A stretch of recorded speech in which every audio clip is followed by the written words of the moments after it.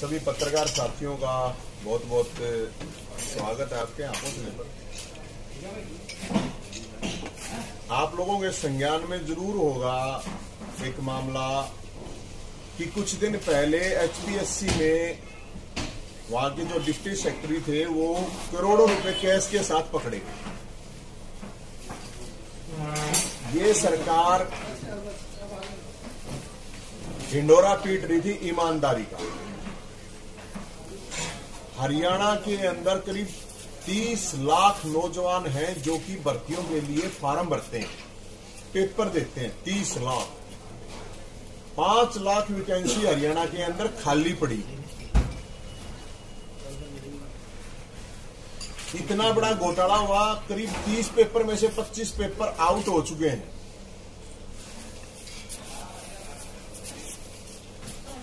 लेकिन भाई साहब कोई सुनने वाला नहीं। आपको पता है सूटकेस में पैसे वहां पे मिले,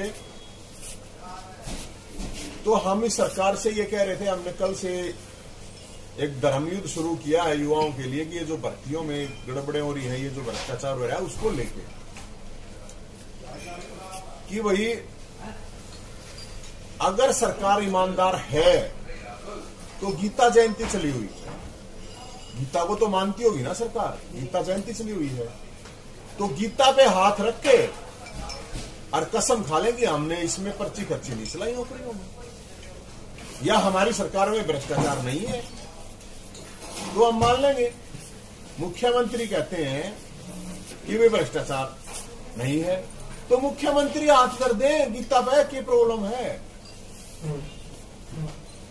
इनका एमएलए, मंत्री, एमपी हम सबको कह रहे हैं कि कोई भी गीता पे हाथ रख के कसम खा ले कि हमारा भ्रष्टाचार से कोई लेना देना नहीं है, हमने भ्रष्टाचार नहीं किया। अब भाई साहब अलग अलग जगह जाके हमने ये तय किया है लोगों को बता के 17 तारीख को, उससे पहले हम उनको गाय का शुद्ध गोबर दे के आए थे, वहां पे गोमूत्र दे के आए थे पंचकुला में एचपीएससी के। तो पूरे हरियाणा में जाके हम इनके मंत्रियों से, इनके विधायकों से, एमपी से ये पूछ रहे हैं। जैसे अब यहाँ पे अम्बाड़ा से मंत्री हैं अनिल विज जी, तो अनिल विज तो बोले ही नहीं, वे तो इतने बोलते रहते हैं, बोले ही नहीं इस मामले में, कुछ भी नहीं बोले। तो गब्बर सिंह हैं जो हमारे, गब्बर सिंह कहते थे, गोबर सिंह हो गया क्या भाई साहब? अरे भर्ती का मामला ये बहुत बड़ा मामला है भाई साहब, ये छोटा नहीं है।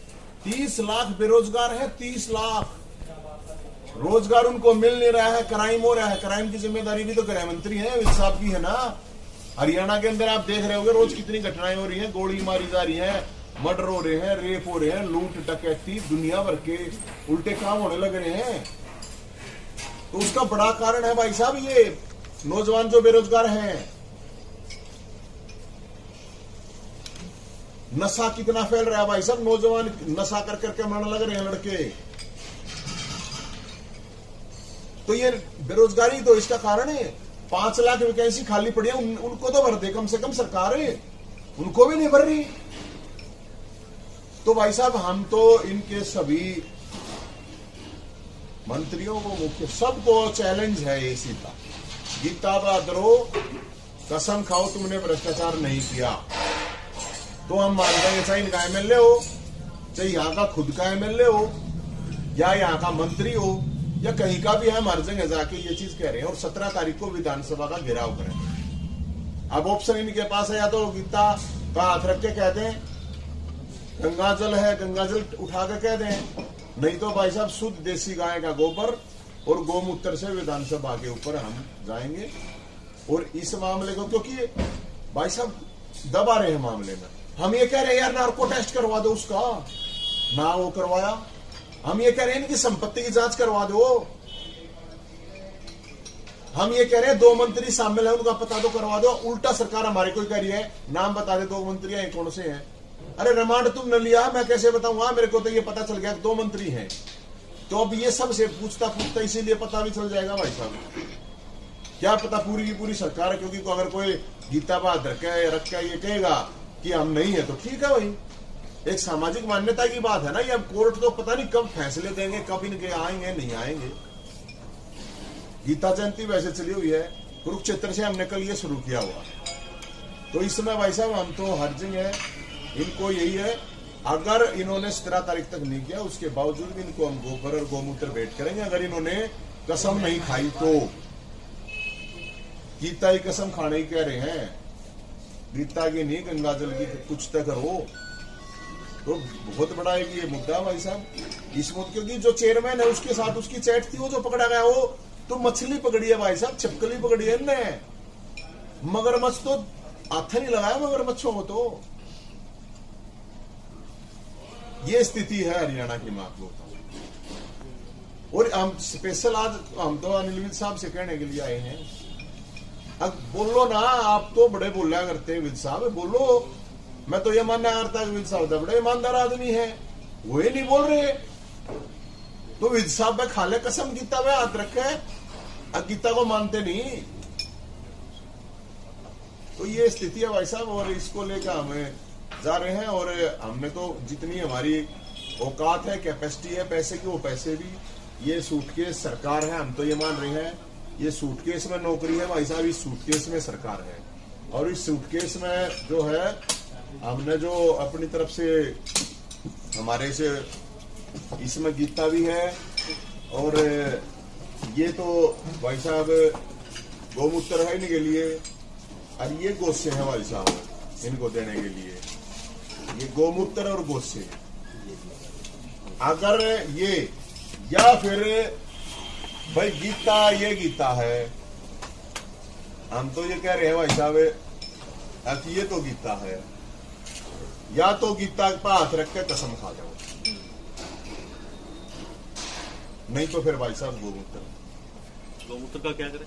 गोमूत्र का शुद्ध कराएंगे भाई साहब, पवित्र कराएंगे, यही है हमारे पास। गोबर भी है भाई, उससे भी शुद्ध कराएंगे। विधानसभा जाएंगे हम, इसीलिए तो हमारे, हम तो कह तो रहे हैं गीता जयंती सब, ये गीता बात रखने में क्या प्रॉब्लम है, खा जाओ गीता बात।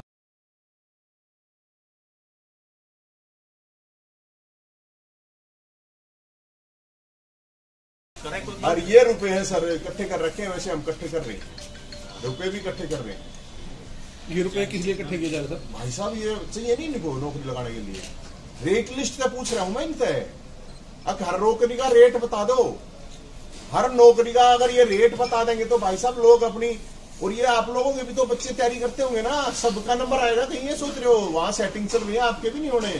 इतनी महंगी महंगी तो फीस भर रहे हो आप स्कूलों की, फिर कोचिंग की दोगे, और उसके बाद सेटिंग करने वाले सेटिंग कर जाएंगे, आप भी बैठे रही हो।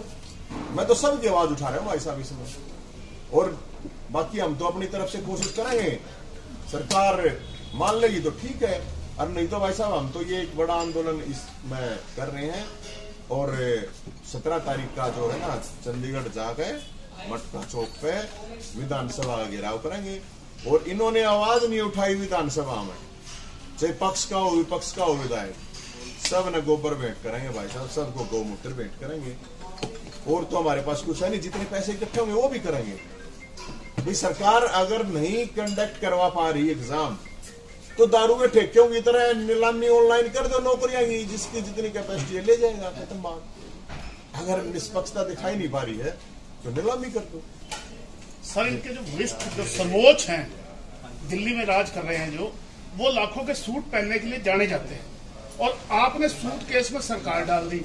इस तंज का थोड़ा सा और खुलासा कीजिए। हमारा वो लाखों का सूट है, यहाँ सूट केस में नौकरी है, ये नौकरी भी है, सरकार भी है, वही तंज का थोड़ा और डिटेल से खुलासा कर दीजिए। सब सूट केस में ही है, मेरा कहने का मतलब यही है, चाहे ये सरकार हो, चाहे इनके नेता हो, चाहे आदमी हो, चाहे नौकरियां हो, सारे सूट केस में है वैसा। सूट से सूट केस में आ गए। बड़ा स्पष्ट केस था ये कि ऑफिस में से करोड़ों रुपया पकड़ा गया जी। आप भी फायर ब्रांड नेता हैं, कोई आपको परिचय के मोहताज नहीं है।